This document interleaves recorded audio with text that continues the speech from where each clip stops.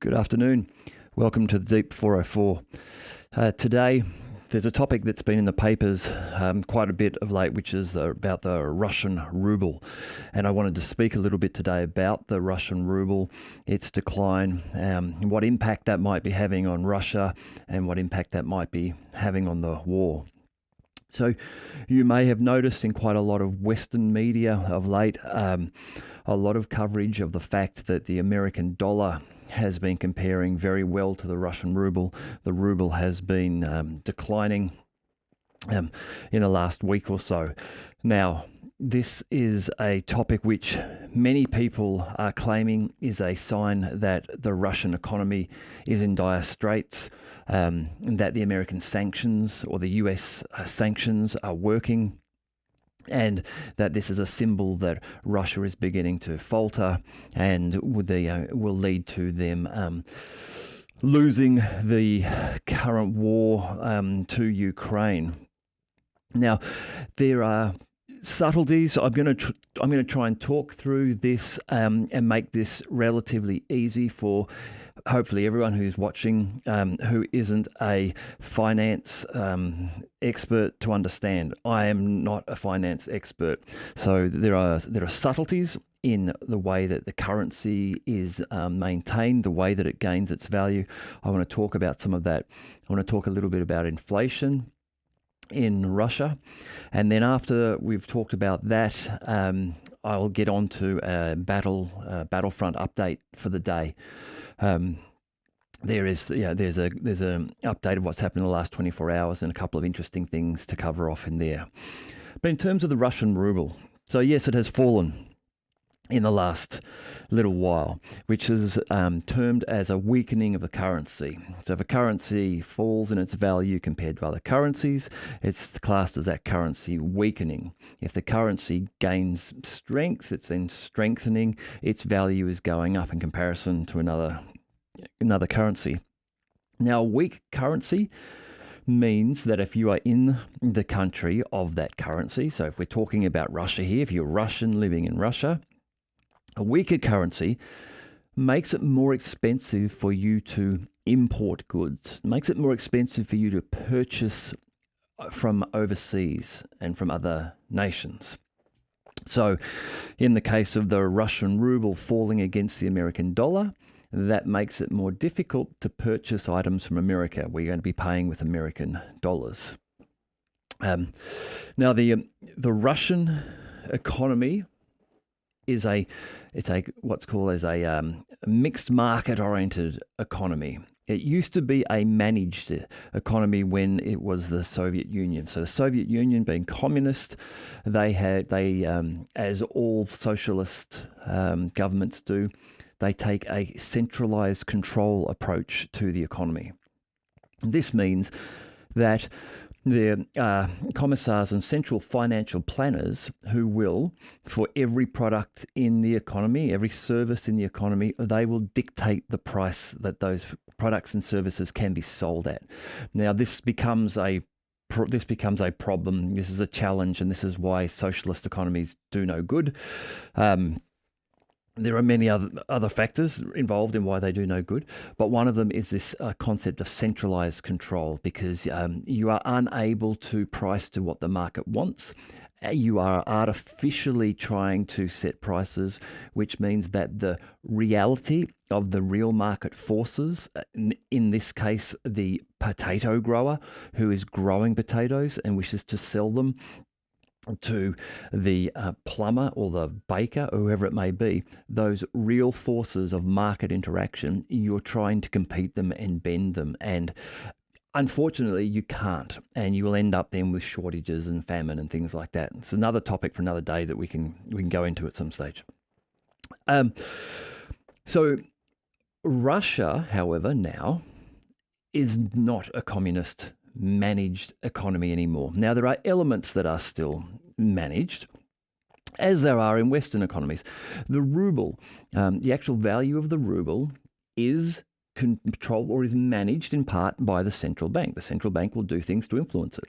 Now, the American dollar is also influenced by its central bank, the Fed. The Fed will do things. For example, they will move interest rates to impact inflation and to impact the strength of the dollar if they need to. On this topic, the Russian central bank has just increased interest rates from 8.5% to 12%. And this has been done as an attempt to stabilize and slow the fall of the ruble at the moment. Now, this works by because of the desire of international investors to invest money in Russia to receive the yield or the return on these higher interest rates. So if you've got 100 rubles and you're trying to think what to do with it, go and buy something or stick it in a Russian bank, you look at the Russian bank and see what the interest rate is. Oh, the interest is 8% today. It's not bad. Tomorrow it goes up to 12%. Hey, that's really good. I'll get 12% on my $100. So you put your $100 in the Russian bank. Now, if you don't have rubles with you, then you need to get rubles to be able to gain the advantage of this higher interest rate in Russia. Russia, for example, Russian banks won't just accept the currency that you have in your country. So if you're living in Thailand and you've got Thai Baht, then you can't just go and say, hey, I want to give you my Thai Baht. No, the Russian banks will say, no, we want rubles. We want you to give us rubles. We deal in rubles. And you say, okay, so I need to get some rubles. So you need now to go take your Thai Baht or your euro or your British pound or your Aussie dollar or whatever it might be and go and get some rubles. You need to convert it into rubles. So in doing so, in the international markets, if lots of people are saying, hey, I like this 12% I can get in the Russian banks, you will take your national currency and go and purchase rubles. Now that creates demand for rubles on the global market, and that causes the ruble exchange rate to strengthen. The currency strengthens and the rates go up. So this is why we're seeing this increase in interest rates here. And this is due to international investors wanting to create demand to be able to go and invest in those banks and get those benefits. Anyhow, as I said just before, just to cover off, the mixed market economy in Russia now, no longer being centrally controlled. It's market oriented. So there are large elements of private organisation, private businesses, and private free market activity operating in Russia now. So this is a more modern, what you would perhaps term Western style economy. This happened, if you go and read about what happened after the decline and the breakup of the Soviet Union in sort of 1991 and through the early 90s, Russia economically struggled with a move to a free market or capitalist economy, moving away from its communist-controlled one. This is something which many people have actually credited President Vladimir Putin as having done a great job of navigating through that period of time for Russia and bringing them out the other side. Very painful in the 90s, but now through that hump, and it's a more sort of stable market-aligned economy. So, talking about the Russian economy, at the present time, it is booming. Now, it is booming because the Kremlin have decided to put Russia onto a war footing. Defense production has been increased. We've seen multiple reports of Russian military and armament and tank and missile factories being either increased in size or number, with new factories being developed, and the amount of production being increased. So people being employed to work longer shifts, more shifts, working around the clock, moving from a 9-to-5 to 24/7 production. This, in turn, this has happened across the military production spectrum in Russia. Anything that is related to the military production is being increased in Russia. But not only that, other areas of the economy are being enticed to increase within Russia. It's called a domestication of the Russian economy. So instead of purchasing goods from overseas, let's say that you wanted a washing machine. Instead of purchasing one from overseas, Russia is now being guided and inclined to instead develop a locally produced washing machine so that that is produced in Russia, sold within Russia, and there is no need to then go out to another nation to purchase that. So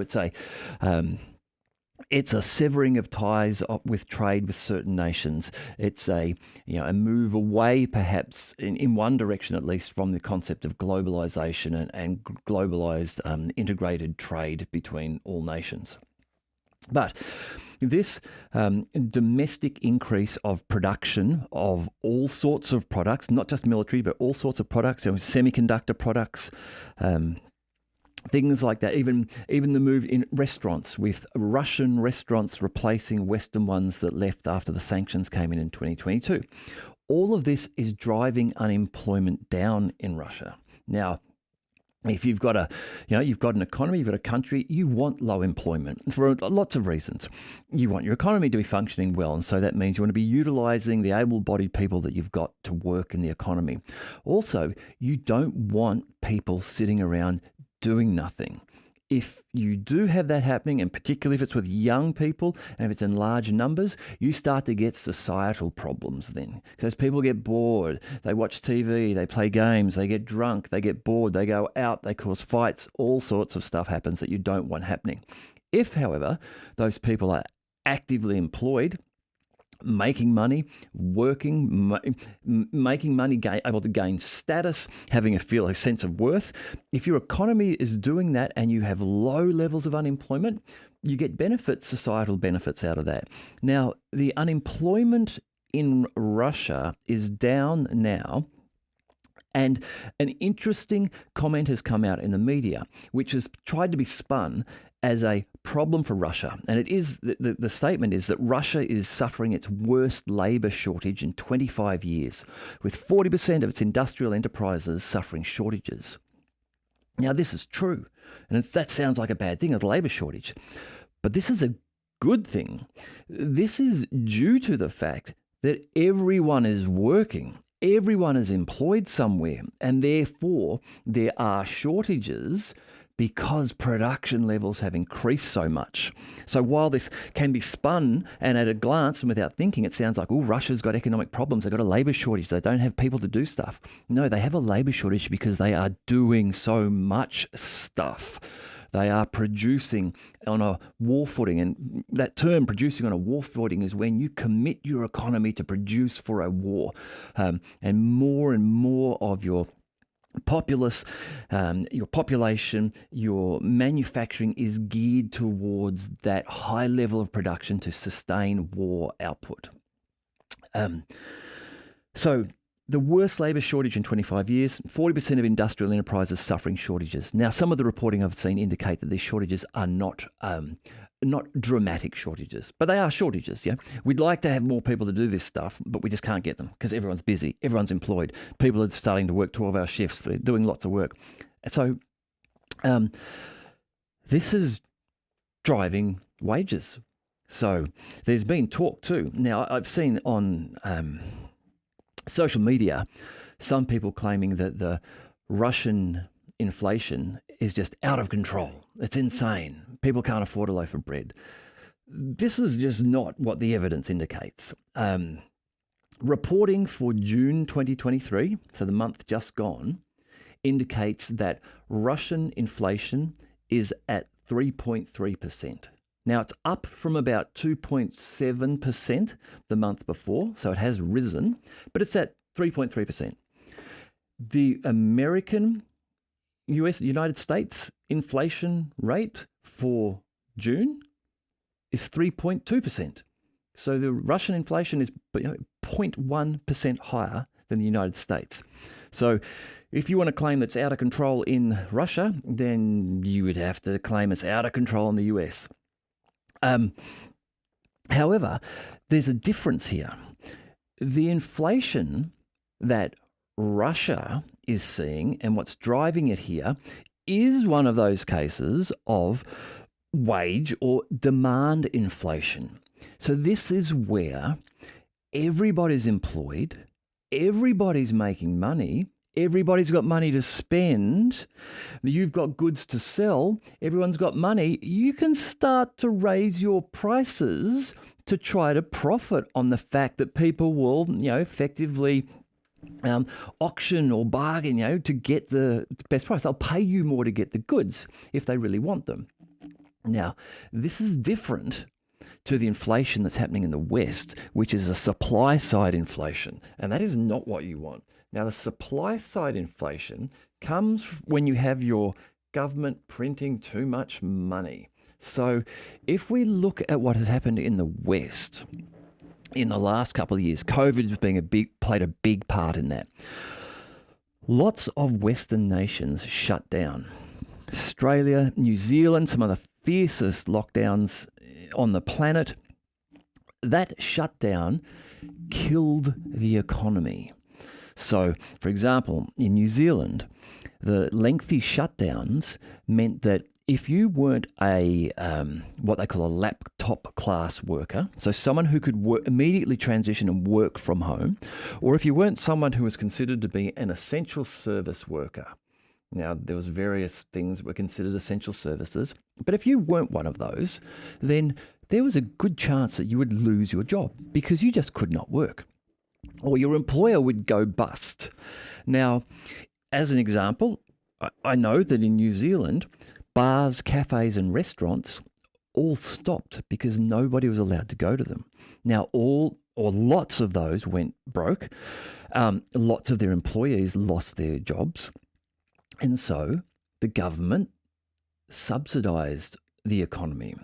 The government gave out pay, they gave out money to people because they were unemployed. So the government shuts the economy down, takes the jobs away, then the government says, here, have money, we'll help you get through.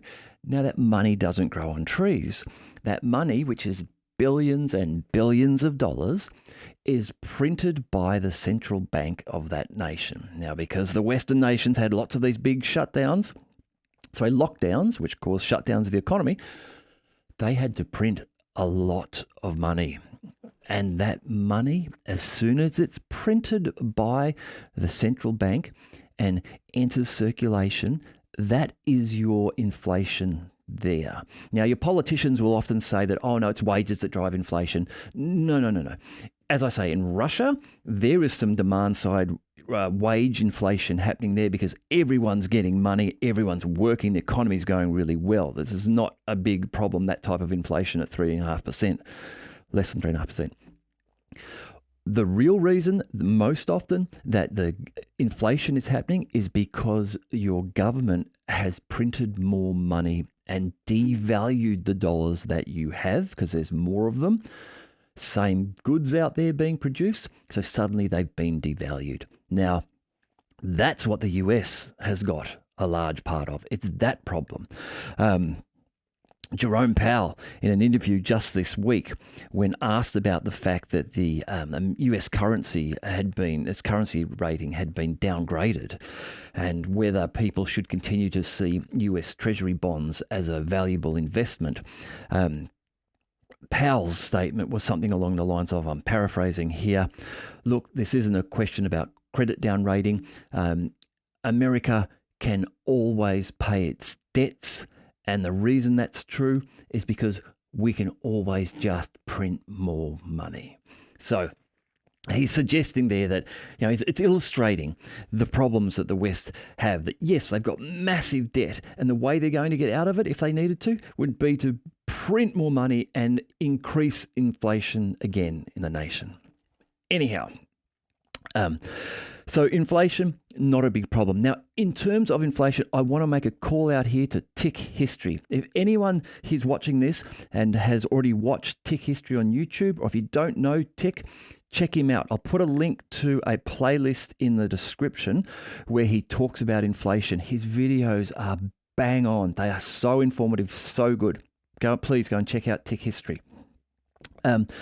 Yes, I said US inflation 3.2%, Russian inflation 3.3%. The gross domestic product, the GDP of Russia, increased in the second quarter of 23 to 4.9%, which is higher than what the expected 4.7% is. So again, there's growth there. Now, things that people are saying would impact the Russian economy and shut it down and stop it, the sanctions.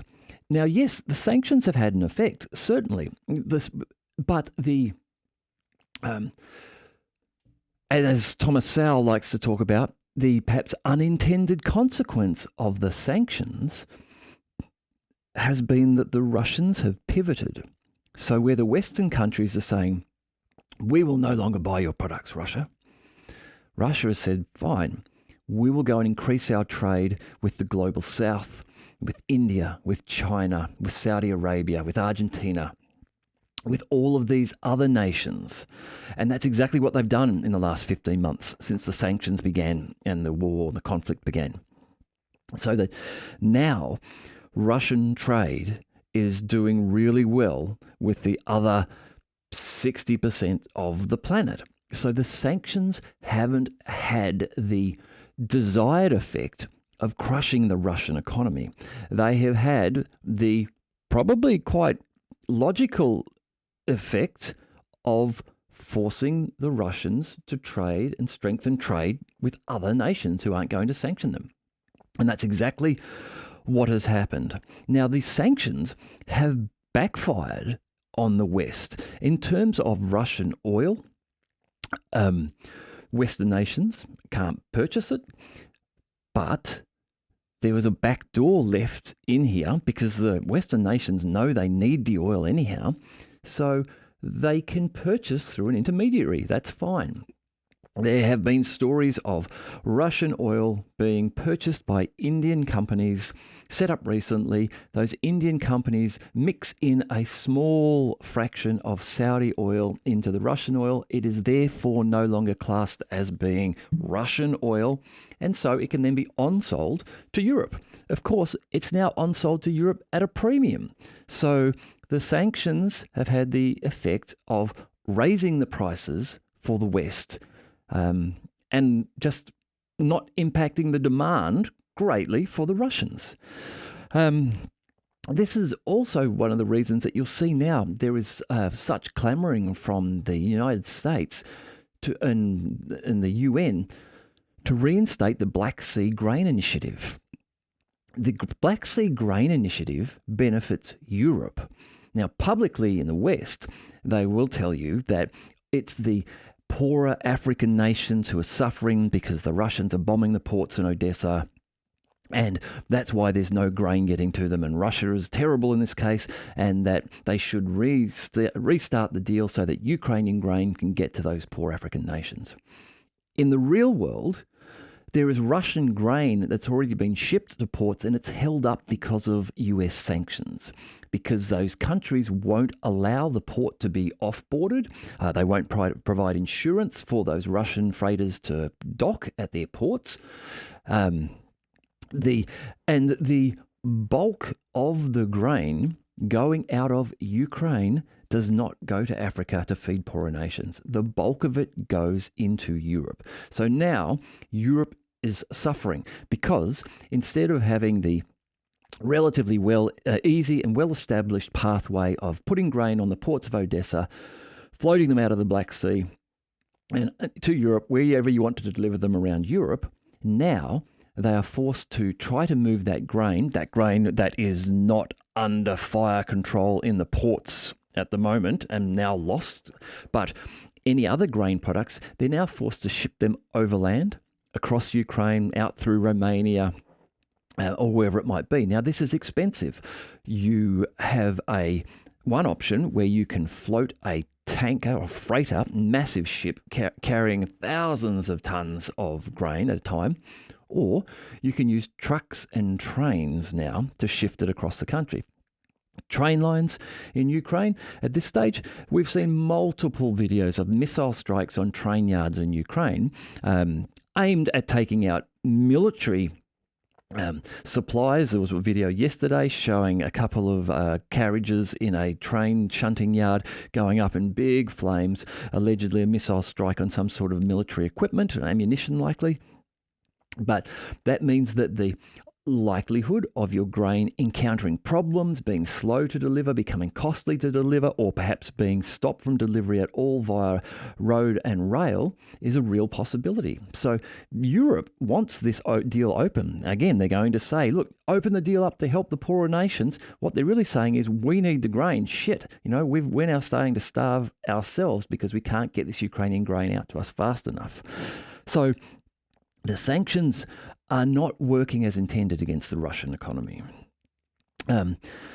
Another positive factor for the Russian economy is that Russia is self-sufficient in terms of energy and food. Now, lots of nations aren't. Lots of nations are not self-sufficient in terms of energy. And, that's not... Ultimately, that ends up often being electricity, but not in terms of them just not having enough electricity. It means that they need to import oil, or they need to import gas, or something like that. Or in France's case, they need to import uranium from Niger, which is why we've got that conflict going on there at the moment.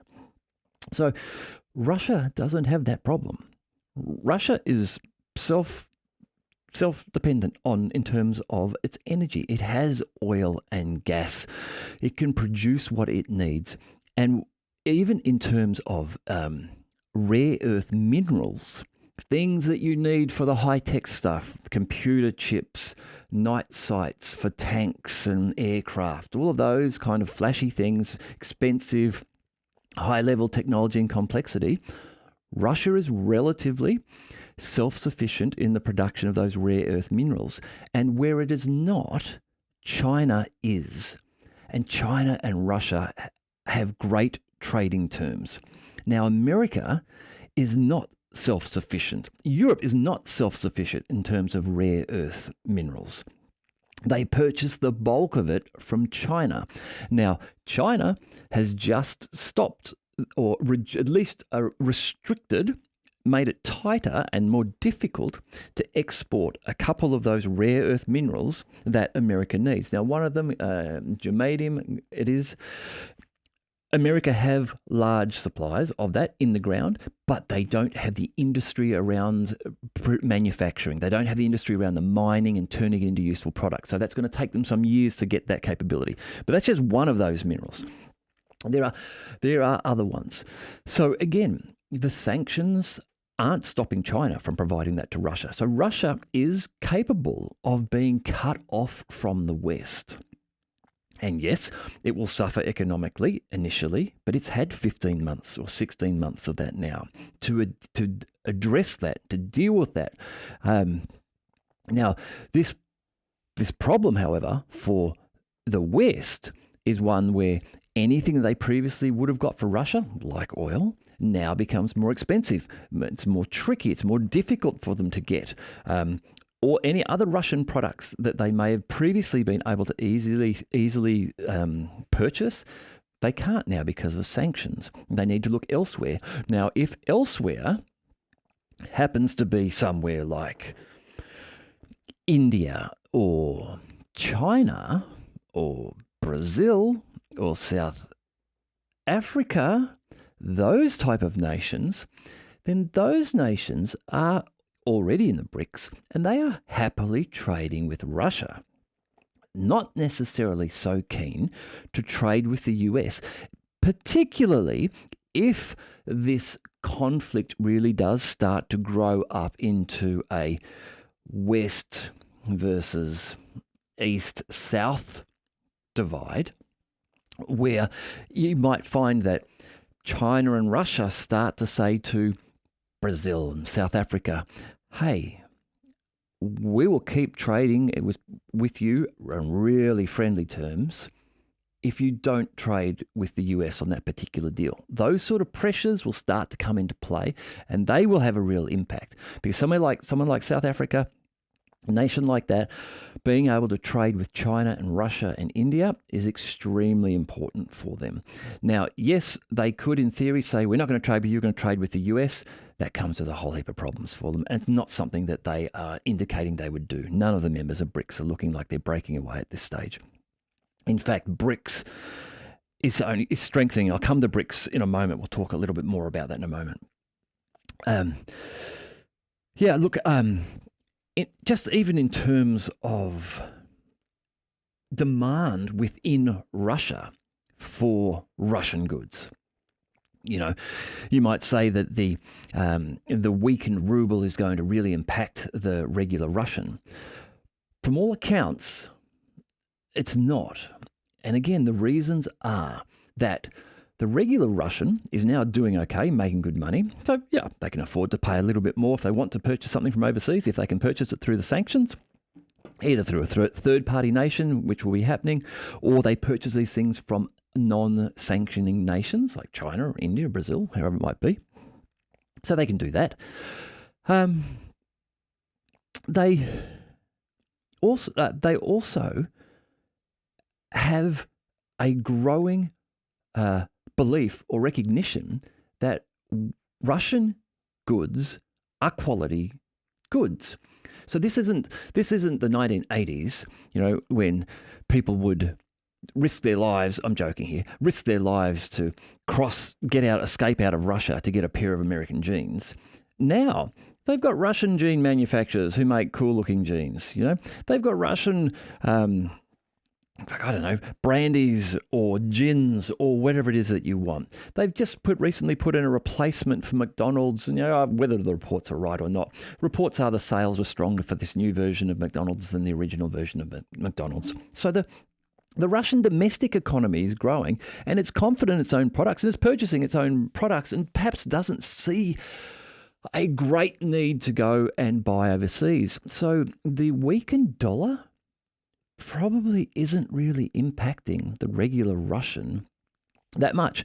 So this means that the Russian central bank can prop it up as it wants to. It can increase interest rates if it wants to, do some of these things, and it's not going to have a gigantic impact on the population.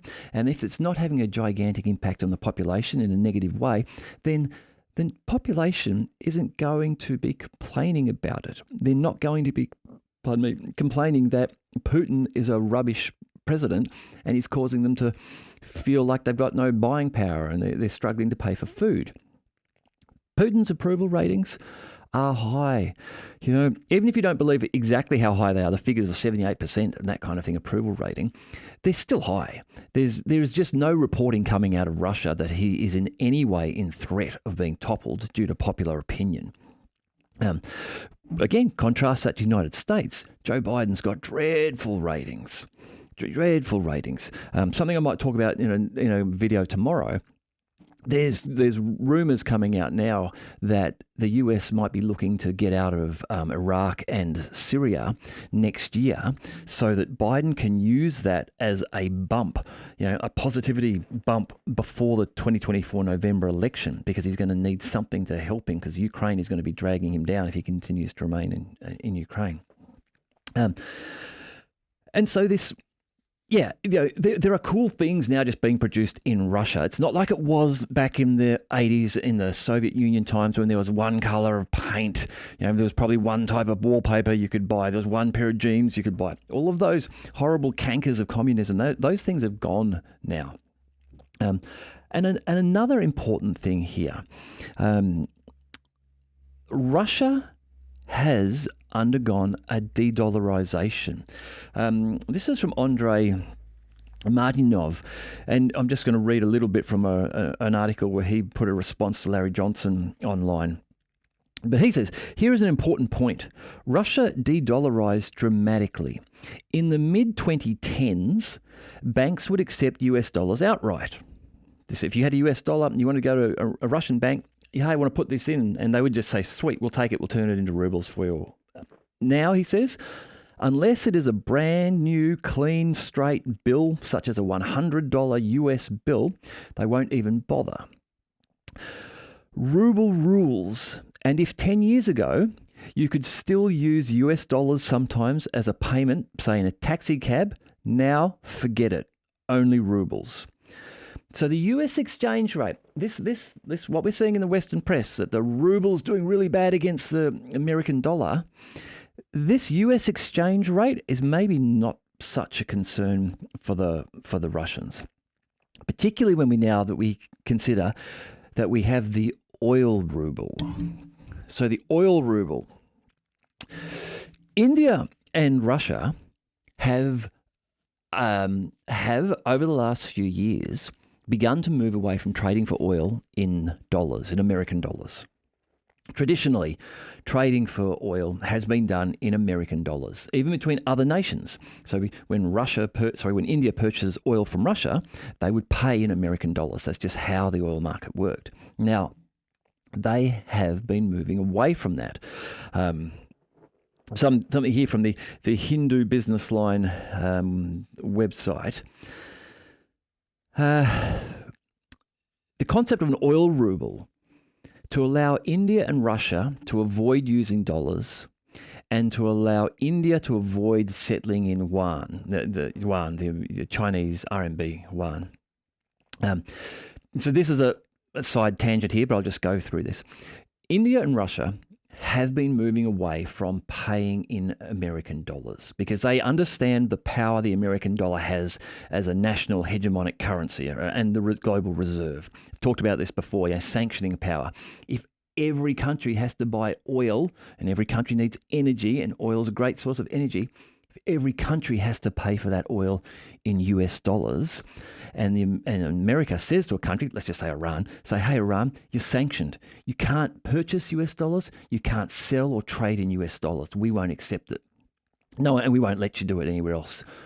Then suddenly Iran says, shit, we're stuffed. How do we buy oil? Because we've got to pay in US dollars. Unless we've got some saved up reserves, and even then they're saying we're not allowed to trade in them, that's a problem.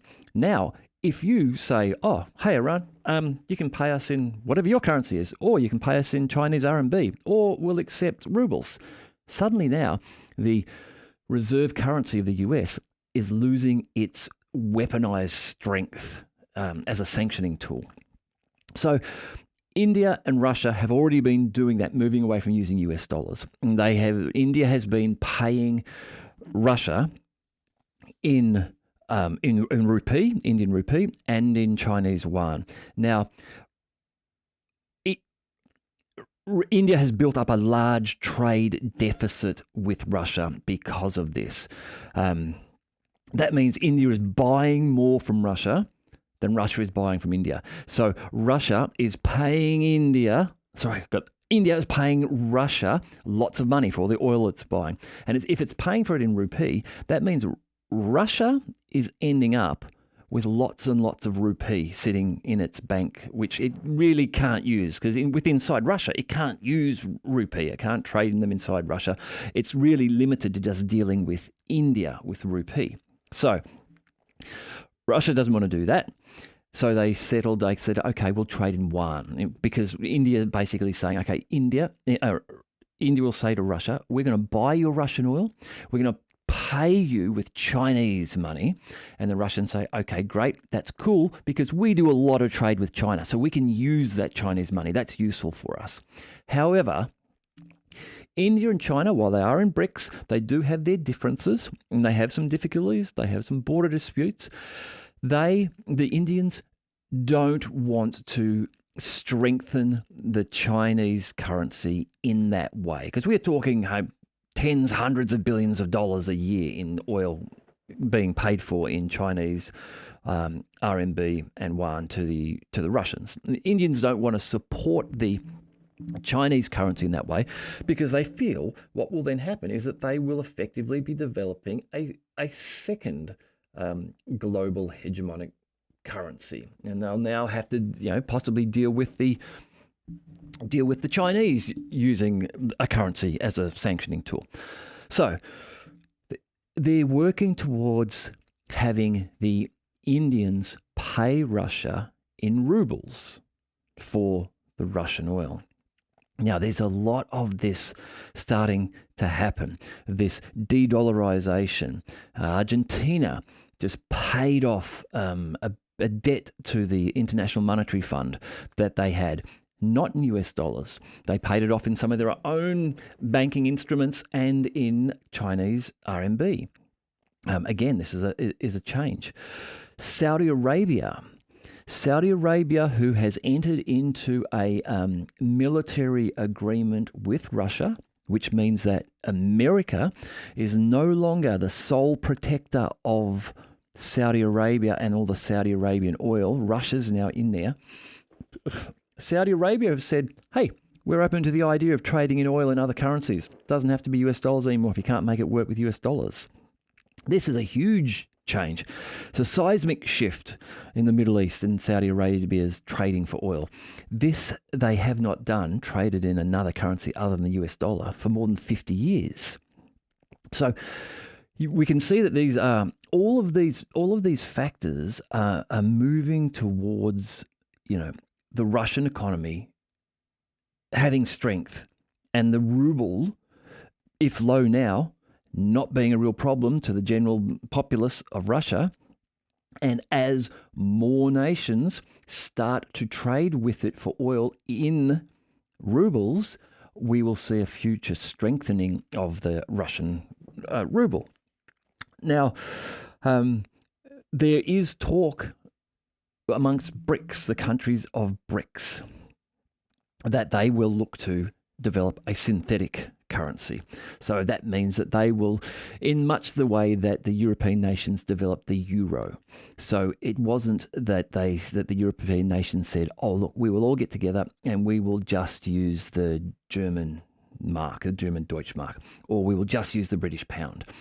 That would have then given influence to that nation, because that nation's central bank would have produced it. So they said, no, we don't want that. It's like they're saying here, we don't want the Chinese RMB to be the BRICS currency.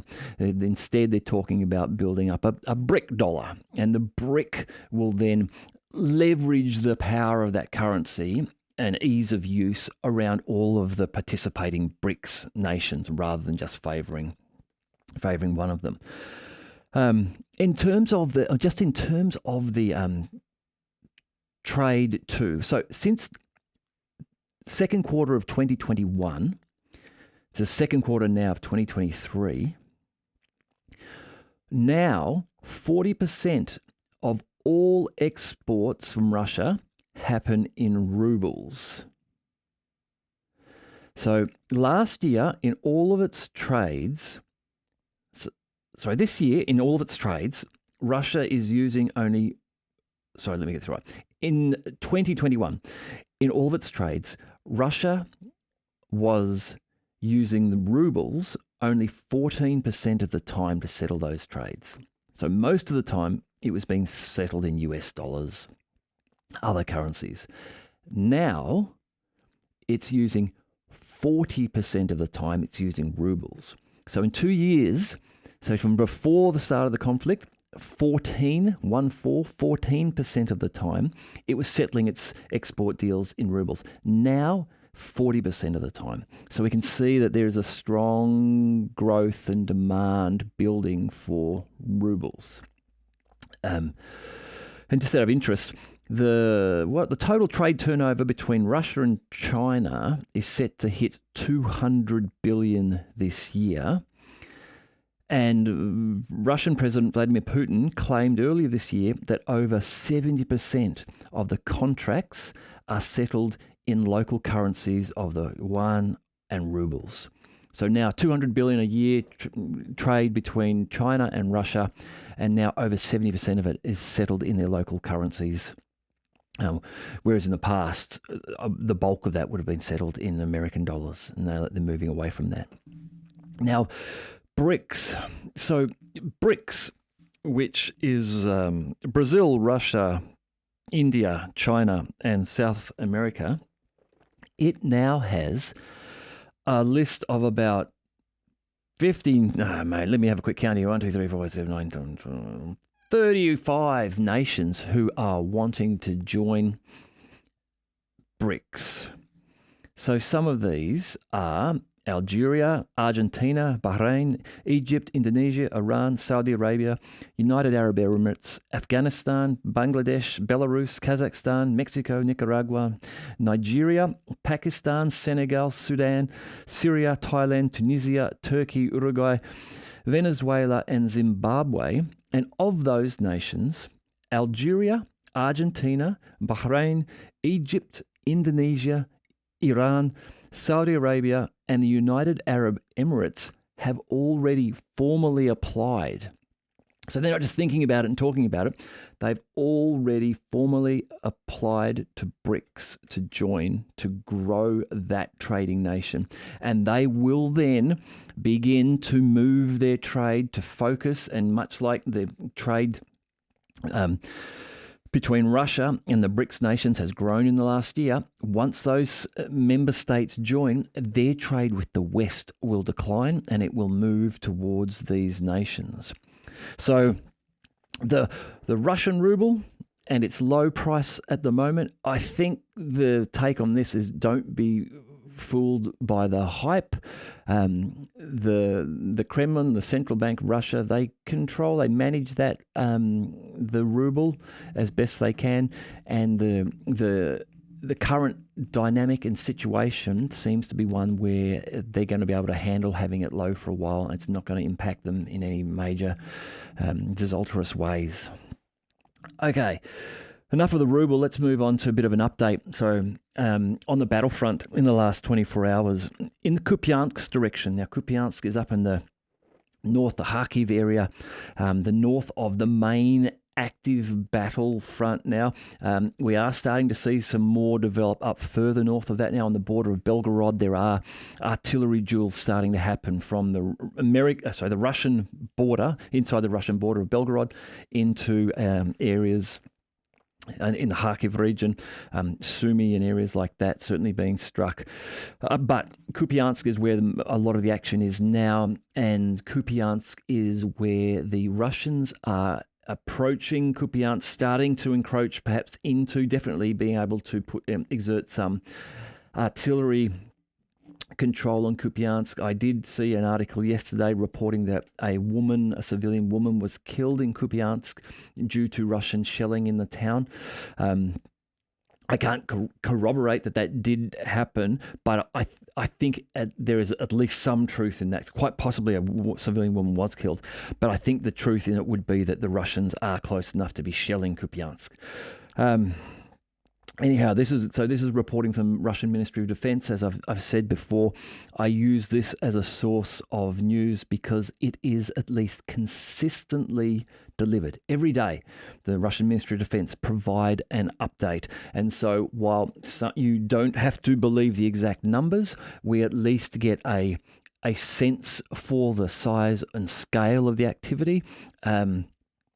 And often, things that are mentioned by the Ministry of Defense, we later find to be verified by video, on social media. Anyhow, so the Ministry of Defense says in the Kupiansk direction, artillery and army aviation of the Zapad group of forces successfully repelled 7 attacks and counterattacks of the enemy close to Novoslovskoye in the Lugansk People's Republic, Sinkovka, Olshana, and Mankovka Uroshishny in Kharkov region. Now, Sinkovka is just up to the northeast of Kupiansk, and it does appear as though it has the Russians have taken Sinkovka, although now it's probably existing in a bit of a grey zone and battling backwards and forwards for it. Hence the reporting here that an attack on the town was repelled. A munition depot of the armed forces of Ukraine was also destroyed close to Kamenka. Now, so this area from Kupiansk down to Yahidne, which is about 20 kilometers on this front, The front from Kupiansk down to Krasny Liman is about 90 kilometers, and all along there is being a gradual push west in the last month from the Russians. Now, in this area from Kupiansk to Yahidne, yesterday there were reports of a broad push of about a 20-kilometer length, pushing maybe between 1 and 2 kilometers. So that was like a large gain of territory if that has been held, and that was preceded, that news, the day before by the announcement from the Ukrainians that they were evacuating 11,000 people from 53 settlements just to the west of that area. So I think there's probably, again, some truth in that reporting that front line has pushed forward there. The Ministry of Defence reports that total enemy losses in this direction amounted to up to 75 Ukrainian servicemen, 3 armoured fighting vehicles, 2 pickup trucks, and 1 Polish-made Crab self-propelled system. Now, these self-propelled artillery systems and artillery pieces are prime targets for the Russians at the moment, both in terms of their artillery and their drones. If either side is able to take out the other's artillery, they immediately get an advantage in that area, in that they then begin to be able to operate far more freely without the threat of artillery attacks on them. So moving down that front line to Krasny Liman, the centre group of forces, again, their army aviation is active. We'll see a lot of reporting today talking about the use of the Russian Army aviation and the Russian Air Force. The centre group's army aviation and artillery repelled 2 enemy attacks close to Grigorovka in the top of the Donetsk People's Republic, and Chervonaya Dibrova in the Lugansk People's Republic. To the west of Kremenaya, which is the forested area there on the Torsk ledge, the armed forces of Ukraine reportedly threw infantry into battle without armoured vehicles. And the commentary provided here was that may indicate a lack of enemy armoured vehicles in this tactical direction. However, south of Kremenaya, in the Serbiansky forestry, the armed forces of Ukraine used armoured vehicles in 4 attacks, but they were destroyed by artillery and aircraft.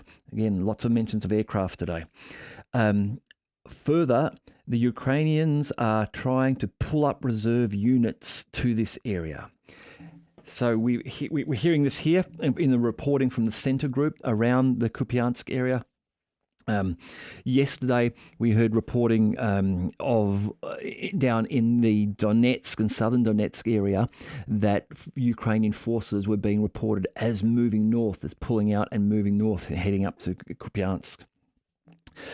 Now, and that's due to the fact that the Russian forces are having success along that northern front. And if they continue to push westward, take Kupiansk, then move towards Kharkiv and take Kharkiv. From there, the next big place to take, heading northwest, is Kiev itself. So the Ukrainians definitely do not want to let this line push further west.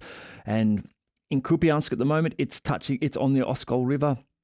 If the Russians get Kupiansk, they're then strategically in a positive position where they can then roll southwards down the Oskol River, using the river as a protective barrier on their right flank as they roll down. So the Ukrainians will really be pushing hard to try to stop the Russians from taking Kupiansk and reaching the Oskol, and being able to use that to expedite their westward push or southwestward push along the Oskol.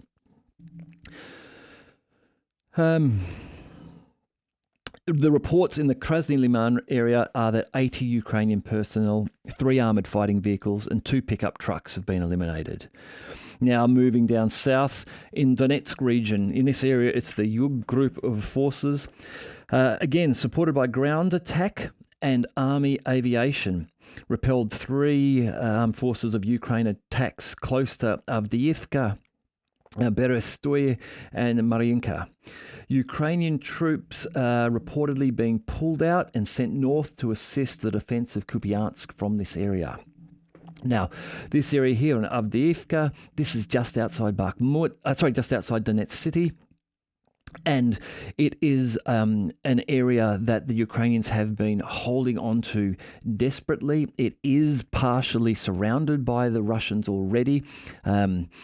There is one supply line in that's not cut by the Russians, but the Russians have full fire control over that. So this appears to, while not being so publicly aware, this appears to be like perhaps another Bakhmut, or Archomovsk, as the Russians call Bakhmut, a cauldron where the Russians are leaving the gate open to let Ukrainian reinforcements come in to then be able to attrit them and attack them from three sides. But around this area, and perhaps a little south of this area, down at Kleshayevka, also perhaps coming out of Kleshayevka even to head north to Kupiansk.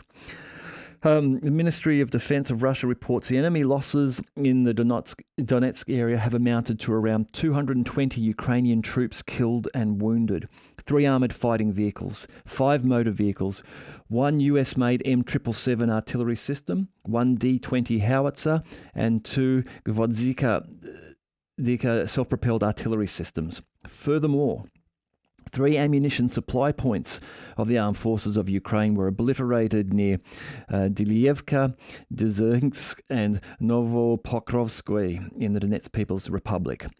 Fighter aviation of Russian aerospace forces has shot down 1 Su-25 aircraft of the Ukrainian Air Force near Verolyubovka. We have a number of reports of Ukrainian aircraft losses today. The Su-25 is quite a stocky-looking jet fighter craft. It is a close support aircraft. It has a 30mm gun mounted on it. It has the capability to put 2 more gun pods on there for a couple of 23mm guns with about 250 rounds in each of them. It has 11 hard points. Now, the hard points are mounting points under the wings and body for mounting munitions. And it can carry about 4.5 tons of munitions. Now, that can be missiles, bombs, but quite often rockets. So these are close support. They fly relatively low, relatively close to the ground. If you may have seen like the American A-10 Warthog, it's a close support aircraft. These are similar in nature to that in being a close support aircraft. Now, Russian air defense has reportedly taken one of these down here in the Donetsk region. Okay, moving down to the South Donetsk area, and around in the South Donetsk area is where we have the Vremka Ledge, Staromayorsk, and Yorozhny. Here it's the Vostok group of forces who report to the Ministry of Defense. They report strikes of operational tactical aviation, artillery, and the use of heavy flamethrowers. These are the TOS-1 multiple launch rocket systems which fire thermobaric warheads. We've spoken about those many times and the devastating impact they have on troops. Here they repelled an attack to Nikolskoye and inflicted fire damage on the advancing Ukrainian units near Yorozhny and Staromayorsk. Now, Yorozhny and Staromayorsk, the Ukrainian troops have advanced into those settlements at heavy losses. I've talked yesterday about the video that came out yesterday showing 30 pieces of Ukrainian equipment destroyed in Staromayorsk. This isn't a big settlement by any means. There is also reports from an assistant or advisor to the head of the DPR, Denis Pushilin, stating that the Russians have, from the south of Yorozhny, have fire control over the northern entry points into Yorozhny, and that while the Ukrainians are in Yorozhny, they are finding it very difficult to resupply and evacuate wounded because of the Russian fire control over the main road in there.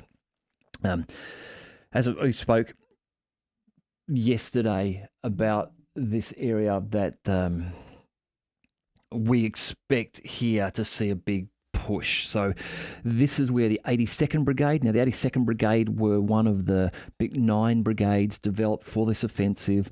They are NATO trained and equipped. The 82nd Brigade have all Western equipment. And this is the brigade with the Challenger 2 tanks, the Martyrs, the Strikers, and for the first time this week, we've seen images of them appearing near the front line, and we've even seen footage of Strikers being destroyed in the South Donetsk region. This is corroborating what a lot of people are suggesting, which is that the Ukrainians are working towards a big push in this area, in Vremka Ledge, to get down through Eurozhny and then force themselves wider, to go both east and west from Eurozhny. The reason being here is that in Eurozhny, they have found themselves in a tube or a burrow. They have burrowed down. They've now got Russians surrounding them at the south, on the east and the west, and they need to broaden and flatten that front out. If they go much further down, they will run the risk of the Russians just pushing in above them, and they will be encircled. So we believe the 82nd Brigade have been sent in there by the Ukrainians to try to make that push to spread east and west, broaden that, and allow them to then drive down further, eventually get through to the Sea of Azov. Reporting from the Ministry of Defence says that in this South Donetsk area, including the Vremka Ledge, and these numbers are big, up to 210 Ukrainian servicemen lost. Now, that's an indication of just how heavy the fighting is in this area. 2 infantry fighting vehicles, 2 armoured combat vehicles, 3 motor vehicles, a US M777 artillery system, 1 MT-12 Rapira anti-tank gun has been destroyed during the fighting. Zaporozhye, so moving to the west to Zaporozhye, Russian forces supported by artillery close to Rabotino. So Rabotino is the other area we're expecting to see a big push here. Here there have been reports of an uptick in reconnaissance. So reports of Ukrainian forces sending down small groups of men, sending out single vehicles and proceeding only until they encounter fire and then retreating, but identifying where the Russian positions are. So this is happening in Zaporozhye and southern Donetsk, and the thought is that the Ukrainians are planning in these 2 areas because this is effectively the shortest path from South Donetsk and Zaporozhye to drive south into the Sea of Azov and to cut off Crimea. These 2 areas will be the areas where that push will occur. Interestingly, in Zaporozhye, now this is where, in Zaporozhye is where the Dnieper River flows, and where we had the Novokhovka Dam, which was destroyed, which allowed the large reservoir or weir area behind the dam to drain. And today I've seen video of that area, which was the bed of the reservoir underwater, is now lush, green, covered in thigh-high grass, bushes, plants. So one must be starting to wonder just how supportive that bed has become, how dried out it has become. Would it support heavy equipment yet? And if it does, I think it's likely that we would expect to see some sort of land assault across that area.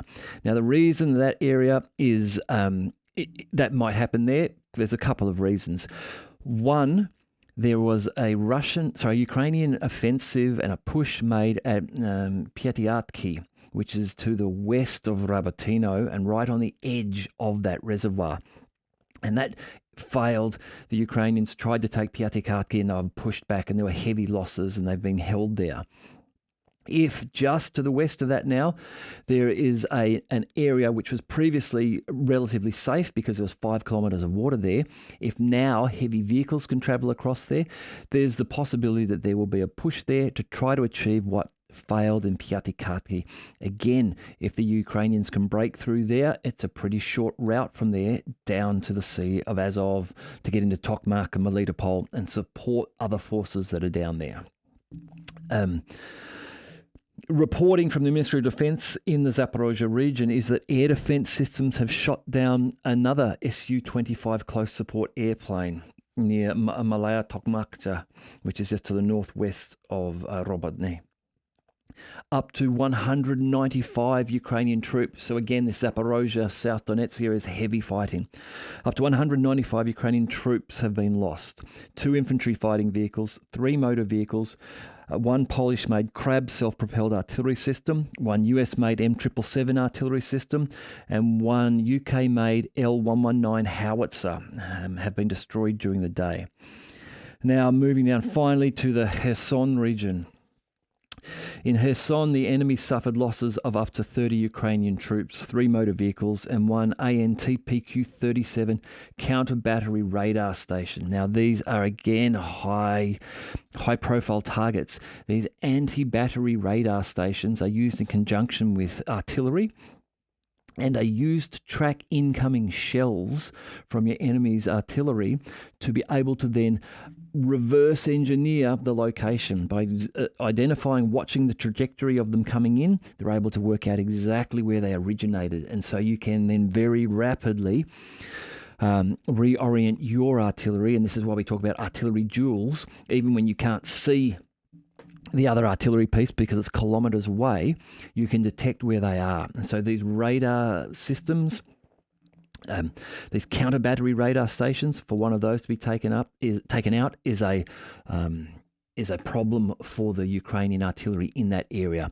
because they now are unable to counterfight the Russian artillery. But the Russians, still having their counter battery radar, are able to detect where the incoming Ukrainian artillery is coming from and respond to it without the Ukrainians being able to do the same. Now, this area here is the one that has been in the news for the last week because of the reason of Kazachi-Laheri. Kazachi-Laheri is to the northeast of the Antonovsky Bridge over the Dnieper River in Kherson. The Antonovsky Bridge is where the Ukrainians have established a bridgehead for a month or two now. Small numbers, lots of speedboats coming across and suffering heavy losses, but the Ukrainians continuing to fill and to get people across there. Now, Kazachi-Laheri this week to the northeast, a few kilometres up the river, over some of the bigger islands. Successful Ukrainian insertion in there of troops, but by the Russian reporting at least, the Ukrainians have been pushed out of this area. I saw some Ukrainian reporting today suggesting that they have made it back in. So it sounds as though both at the Antonovsky Bridge, perhaps even further south of the bridge, but certainly east and Kazachi-Laheri, there is continued attempts to insert Ukrainian forces there. There is reports that around Kazachi-Laheri there may be up to 1,000 or 1,500 Ukrainian forces building there, looking to make a substantial push to get across and establish a bridgehead there. And then I imagine from where they would be positioned then in Kherson, they would then drive southeastward, attempting to join up with other forces, disrupt Russian forces, and ultimately assist in working to get across to Azov and cut off Crimea. Last note from the Ministry of Defence today that in total 26 Ukrainian unmanned aerial vehicles have been shot down. Some of those well behind the lines, for example, in Tokmak. Now, Tokmak is still 20 kilometres away from Rabotino, but the Ukrainians flying advanced drones, unmanned vehicles over this. When the Ministry of Defence report about these unmanned aerial vehicles here, I believe they're speaking about larger reconnaissance drones, not the smaller DJI Mavic $2,000 things that you can buy from a hardware or electrical store. Okay. That's it for this report. If you've made it this far, thank you very much for watching. I hope you're enjoying the channel. If you haven't already subscribed, please subscribe, and I look forward to talking to you soon.